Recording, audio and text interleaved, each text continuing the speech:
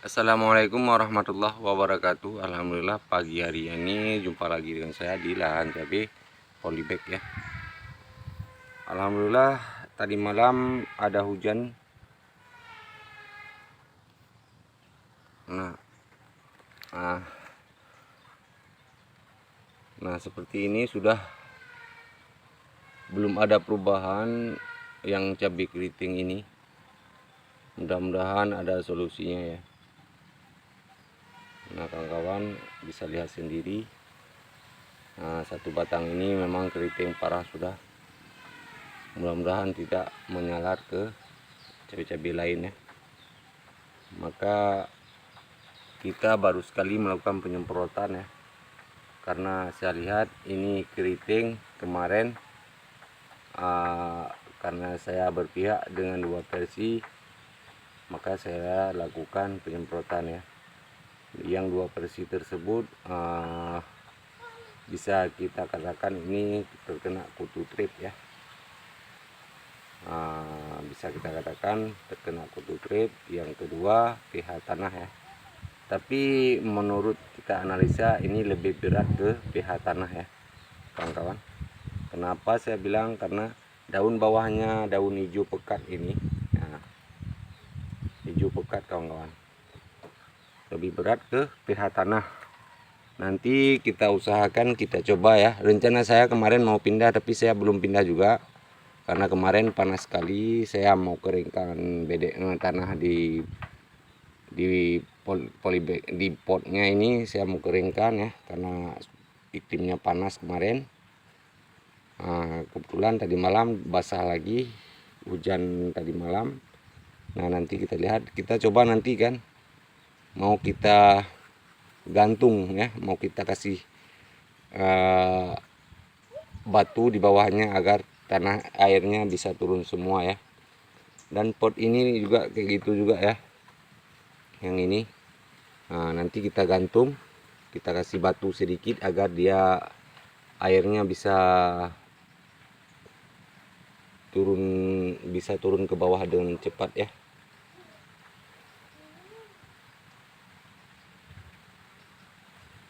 Ini daunnya, nah, daun hijau pekat, hati-hati ya. Saya sudah ragu ini.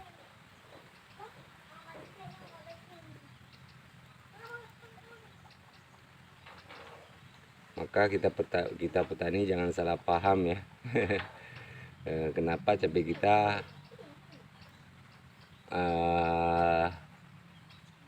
keriting yang seperti ini ya, yang seperti ini. Nah, ada yang bilang kalau melengkung seperti ini sudah kutungau ya, kutu-kutuan juga ya. Ini bukan virus ya, bukan virus ini. Nah, bawahnya bersih.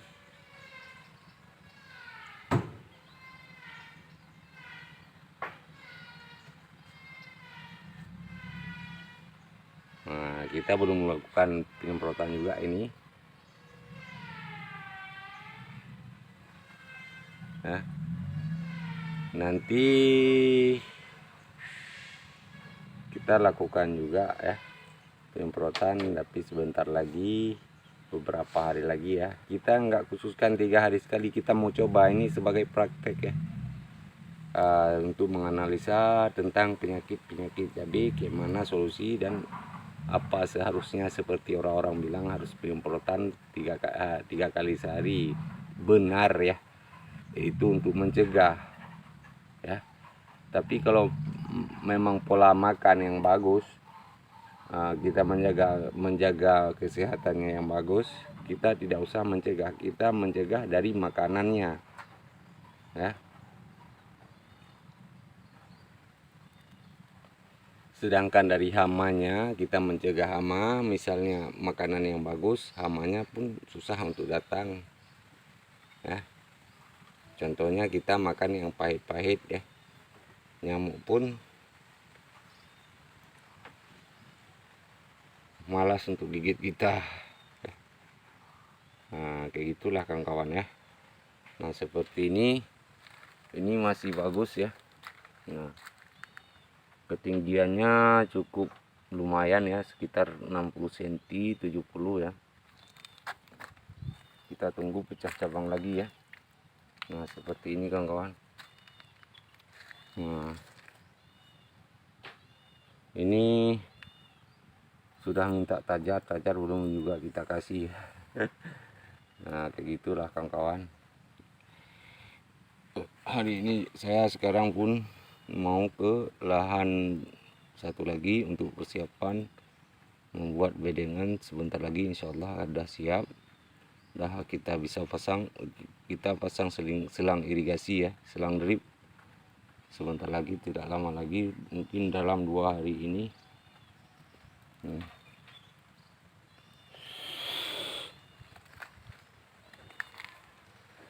Nah kan, ada yang sudah berbuah, ada yang tangkai buahnya pecah cabang pertama 3 keluar kawan-kawan ini.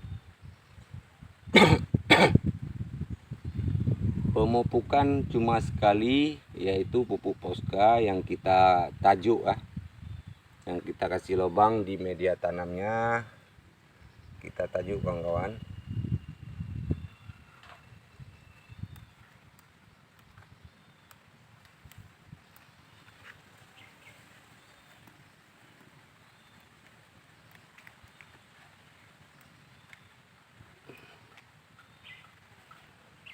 Daun bawah kayak gini memang tidak perlu lagi kawan-kawan. Nah, kita copot aja. Yang ada makan pupuk aja dia ini. Nah,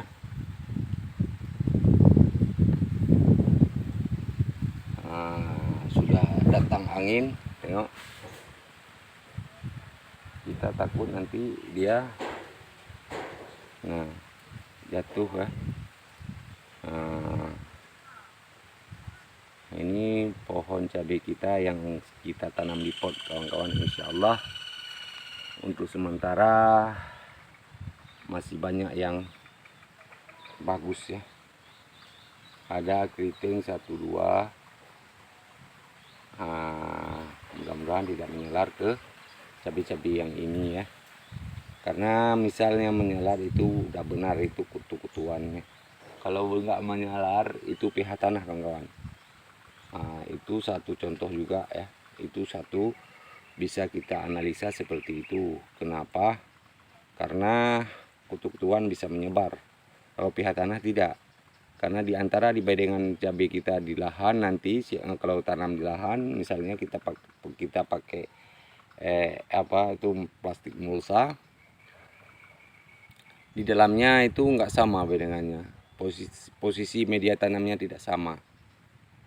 Ada yang satu terkena penyakit keriting gara-gara memang pH tanah daerah kita tanam itu bermasalah. Saya pernah kayak gitu kawan-kawan. Misalnya semua kena terendam air, mengendap air, itu semua akan keriting. Kalau lebih parah lagi mengendap berarti dia akan mati. Enggak cuma-cuma, memang mati. Busuk akarnya.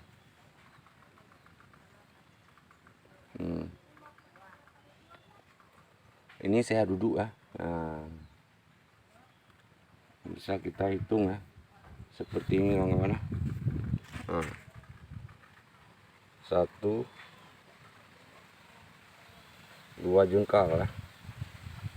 2 jengkal baru pecah cabang pertama. Kayak gitu ya. Ini banyak 100 batang ya. Ada yang model tinggi, ada yang enggak. Tapi kita ambil bibitnya satu produk gitu ya. Ada di video sebelumnya. 1 batang itu ya. Bukan 1 batang ada pokok cabai yang kita jadikan bibit ada sekitar 7 batang, 7 pokok ya. Maka dari buah-buah itulah kita ambil. Ini mungkin ya, kemungkinan besar tergantung kemarin bibitnya sudah tua. Maka dia seperti ini. Ada yang telat kita tanam, maka dia langsung pecah cabang dan berbunga terus. Nah, selama kita kasih dolomit ya, kita tabur dolomit di sini ya, banyak. Nah, kita tabur dolomit. Ini harus kita tabur lagi nanti ya. Kita lihat banyak perubahan ya yang kita dapatkan ya. Mulai segar-segar daun pucuk mudanya ya yang keluar baru ya. Maka seperti ini kawan-kawan. Seperti ini. Alhamdulillah sekali. Mungkin ini solusi ya untuk menetralisir pH tanah kawan-kawan ya. Jangan ragu, setiap penanaman harus kita kocor pakai dolomit atau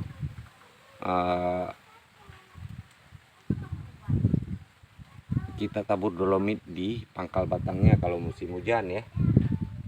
Itu harus kawan-kawan ya. Nanti kalau enggak bermasalah, pasti bermasalah kalau musim hujan tanpa kecuali ya.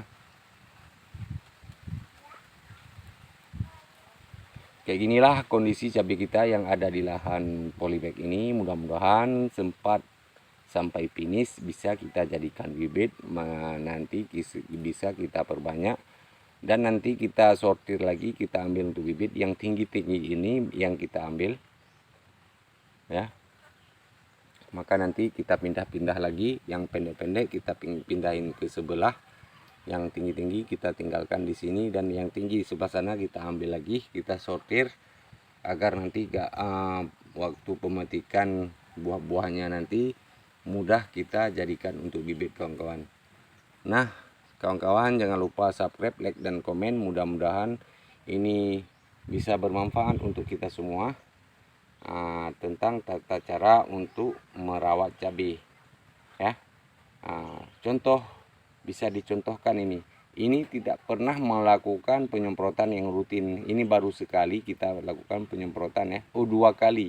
Yang pertama waktu belum pindah, masih di bawah pokok kayu. Kebetulan kemarin kita semprot pokok terong di lahan, ada kita sisakan air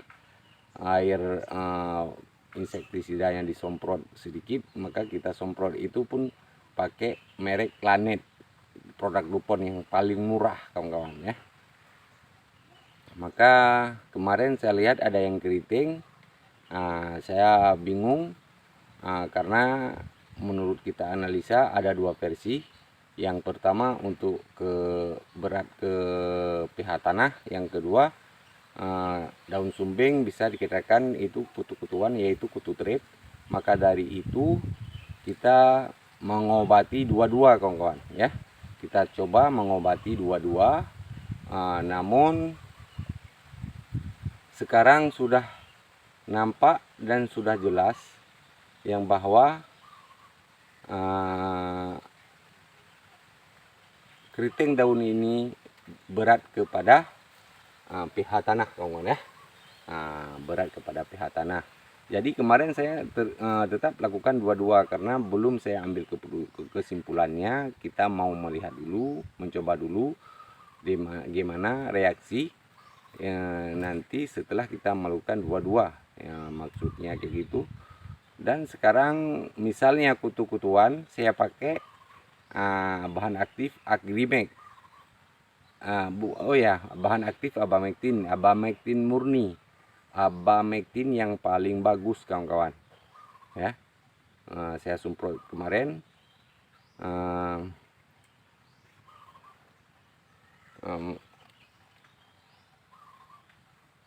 kalau misalnya memang kutu-kutuan, memang sudah mati dia, lalu daun mudanya pasti akan keluar daun bagus, tapi daun mudanya masih juga keluar daun yang masih keriting. Berarti berat kepada pH tanah kawan-kawan ya.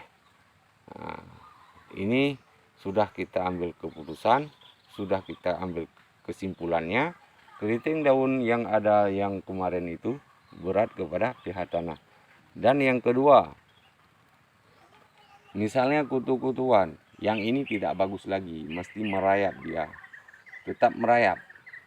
Yang di sana sudah kena kutu-kutuan. Kutu-kutu itu 3 hari netes dia. lalu menyebar sampai kemari. Tapi di sini belum ada. Sedangkan yang terkena kemarin itu sudah seminggu, ya, sekitar 7 hari 8 hari gitu. Tapi yang ini masih biasa-biasa saja. Maka dari itu kita ambil kesimpulannya, keriting daun ini berat kepada pH tanah yang mengendap air tidak terlalu banyak. Misalnya pH tanah tidak turun drastis, yaitu di bawah 6. Misalnya sudah sampai 4 atau 3, itu tanpa kecuali dia akan mati kawan-kawan, busuk akar, ya. Maka dari itu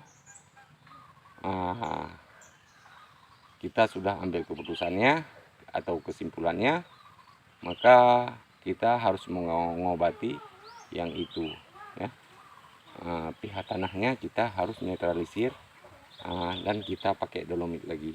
Itu adalah untuk menetralisir pH tanahnya.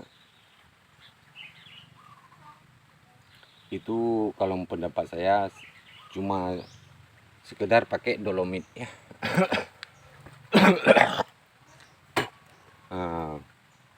Nah kawan-kawan, ada juga yang saya mau sampaikan, kegunaan dolomit ini kita harus tahu juga, dia ada beberapa fungsi. Nggak usah takut, ya, pakai dolomit, dia ada beberapa fungsi kawan.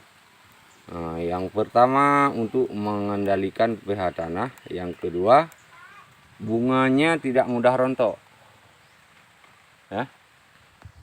Tidak mudah rontok. Kenapa? Dia di dolomit ini ada terkandung unsur kalsiumnya, ya. Sedangkan kita tidak pernah menyemprot pakai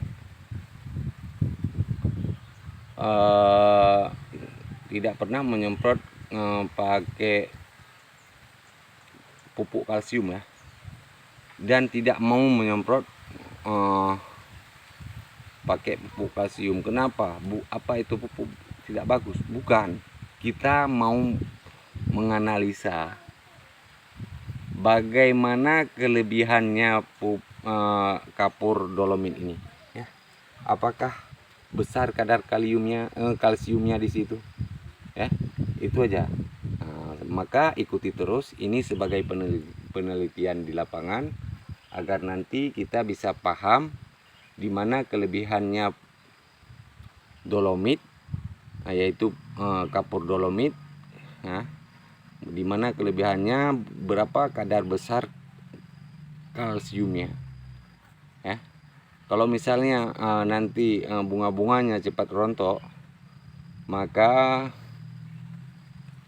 nanti berarti kekurangan kalsiumnya, berarti di dolomit ini tidak terlalu besar itu kadar kalsiumnya kawan-kawan. Maka dari itu kita lihat nanti cabai ini sekarang cuma yang harus kita lakukan itu penyemprotan untuk fungisida, ya. Saya itu takut terkena virus Phytophthora. Virus Phytophthora memang susah untuk kita kendalikan kawan-kawan, ya. Saya kalau virus Phytophthora saya angkat tangan, ya. Susah saya kendalikan. Mungkin cukup di sini saja. Jangan lupa subscribe, like, dan komen. Mudah-mudahan nanti bisa kita ambil manfaat, ya. Dimana ada kelebihan dan kekurangan, saya minta maaf, beribu-ribu maaf. Saya akhiri saja untuk percobaan di pagi hari ini. Saya pun mau buat bedengan di tempat satu lagi, mau kita tanam cabai yang tidak banyak, hanya 1000 batang. Maka dari itu kita akhiri saja. Hadanallah wa iyyakum ajmain. Assalamualaikum warahmatullahi wabarakatuh.